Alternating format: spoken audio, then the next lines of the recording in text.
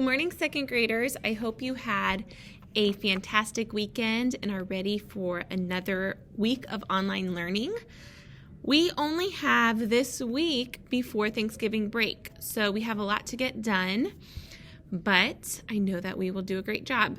So starting after Thanksgiving break, I said a few announcements in the first part of our schedule today, but there's going to be a few things that are going to change. So extra math is going to stay the same. I want you to start extra math at 9 o'clock every morning so I can take attendance. Then at 9:15, I'm going to start reading aloud. Oh, my nose itches. Reading aloud to the whole group. So I'm going to read aloud to the in-person kids and Google Meet you guys in, and that will be live every day at 9:15.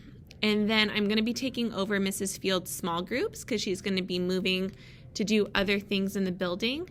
And I'll meet once a week with small groups at 10:15. So those are just a few of the changes.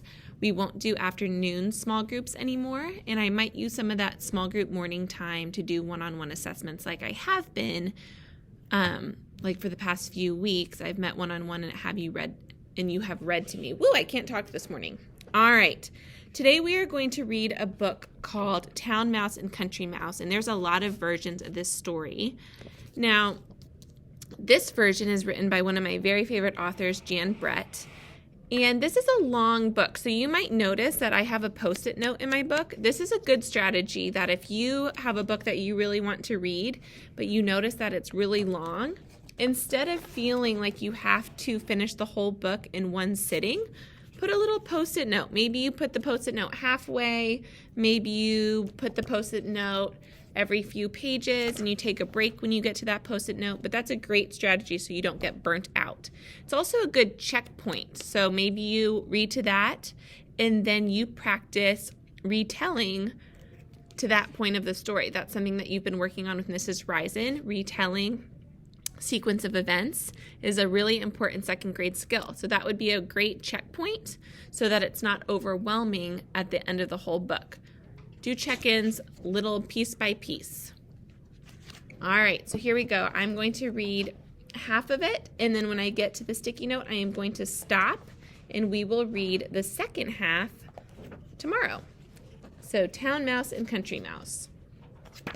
One thing that I like about Jan Brett is she also does the illustrations, and it's like she has two illustrations. She has the illustration that's in the middle of the page, but then she always has these illustrations on the sides, and those tell their own story. 1 minute. Someone just came into the room and left the door open. I'll be right back.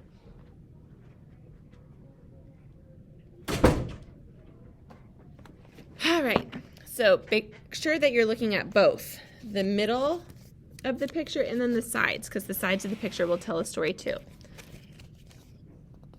All right, here we go. One morning, the town mouse woke up shivering from a dream about the kitchen cat who prowled the house. "I need a vacation," he said to his wife. "Let me take you to see the countryside where I was born. Life is quiet and peaceful there. The sun shines brightly every day, and the air is so clear that you can see the stars at night. And nothing will prepare you for the taste of wild blackberries." "Let's go right away," she said. So the town mouse and his wife packed up a picnic and set off for the country. This is also a great book for compare and contrast, also a skill that you've been working on. The country mouse and her husband were at their tree stump, exhausted from searching for food and avoiding the hungry owl, who lived nearby. "Sometimes I wish we lived in a townhouse where all the food you can eat is right there in the pantry. They say that the smell of cheese makes your whiskers tingle. Mine are tingling already," her husband exclaimed. So, town mouse, country mouse.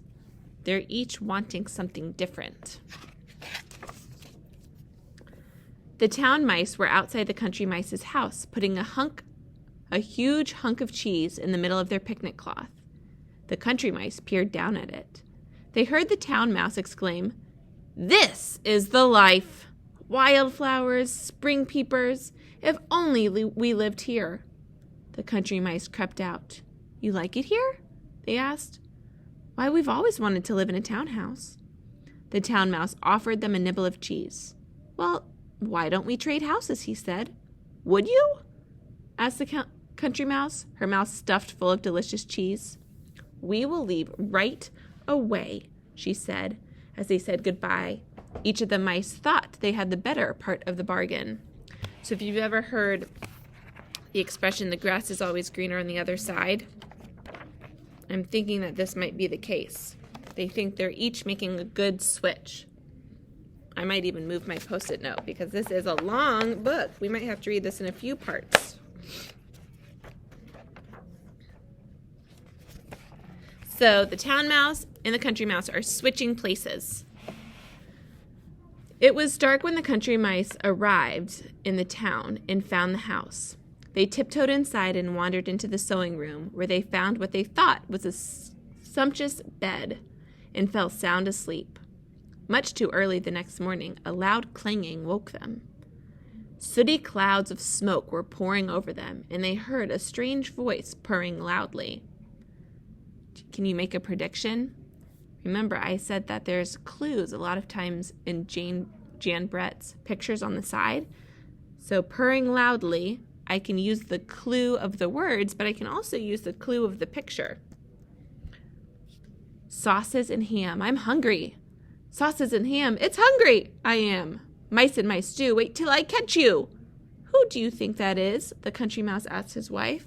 Oh my gosh, it's a cat who cooks.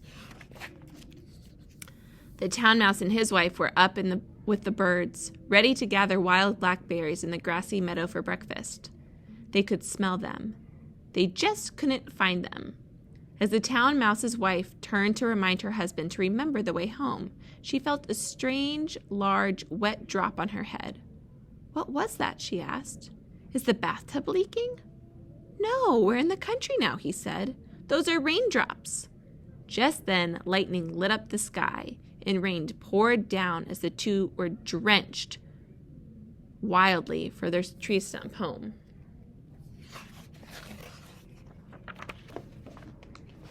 We're going to read 2 more pages. So far we have had 2 comparison pages. The country mice were looking forward to their first splendid meal in the pantry. I'm sure there is a ham in the ice chest and rolls in the bread box. But the best smell of all is coming from up there, the country mouse told her husband. It must be a fine old cheese. I'll climb on your shoulders and get it. But she couldn't quite reach it. Stand on your toes, she called down. But just as she got a hold of the cheese, her husband lost his balance. The top slammed down, and she was left hanging by her tail. Help me! Help me! I'm caught! Uh-oh. Cat was sleeping, and what happened? Back in the country, the town mouse had put on dry clothes. He was especially proud of his bright new jacket. So colorful and eye-catching, he said to his wife. Let's stroll in the forest. We'll come back loaded with acorns and hickory nuts. But their walk was soon interrupted. The town mouse's colorful coat was so eye-catching that it caught the eye of a curious blackbird, and his wife hadn't held it by his foot. He would have been carried off.